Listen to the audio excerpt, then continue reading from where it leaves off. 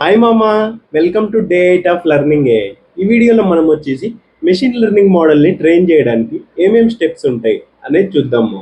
Mainly 4 steps ఉంటాయేమో. ఒకటి వచ్చేసి హైపోథసిస్, ఇంకోటి వచ్చేసి ఎర్రర్ ఫంక్షన్, ఇంకోటి వచ్చేసి ఆప్టిమైజర్, ఇంకా లాస్ట్ వచ్చేసి ఎవాల్యుయేషన్ మెట్రిక్.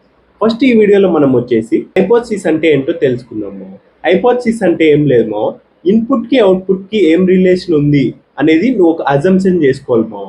సో అవుట్పుట్ అనేది ఇన్పుట్ పైన లీనియర్ గా డిపెండ్ అయిందా, లేదా క్వాడ్రటిక్ గా డిపెండ్ అయిందా, లేదా క్యూబిక్ గా డిపెండ్ అయిందా అనేది ఒక అజంప్షన్ చేసుకోవాలి మావా నువ్వు. సో నువ్వు ఫస్ట్ అజంప్షన్ చేసుకున్న తర్వాత అనేది లీనియర్ గా డిపెండ్ అయింది అనుకో. లీనియర్ గా డిపెండ్ అయితే output equal to W1 into input plus W2 రాస్తావు. అలా కాకుండా ఈ క్వాడ్రటిక్ రిలేషన్ ఉందనుకో, అప్పుడు output equal to input square లో ఈక్వేషన్ రాస్తావు, కింద చూడొచ్చు నువ్వు. సో ఈ W1 W2 అనేది ఏదో నీకు డౌట్ రావచ్చు మామ, ఏంటివి అని. సో అదే మామ మెషిన్ లెర్నింగ్ మోడల్ అంటే. మెషిన్ లెర్నింగ్ మోడల్ అంటే ఏం లేదు, అందులో కొన్ని వెయిట్స్ ఉంటాయి. ఆ వెయిట్స్ అనేవి ఇన్పుట్ పైన అప్లై చేస్తే మనకి అవుట్పుట్ వస్తుంది. సో ఇనిషియల్గా వచ్చేసి ఆ వెయిట్స్ వచ్చేసి ర్యాండమ్గా ఉంటాయి. సో మెషిన్ లెర్నింగ్ మోడల్ని ట్రైన్ చేస్తున్నప్పుడు అవి వచ్చేసి అప్డేట్ అవుతూ బెస్ట్ ఆప్టిమల్ వెయిట్స్ వస్తాయి. సో అప్పుడు మనము ఇంకా ట్రైనింగ్ ఆపేస్తాం.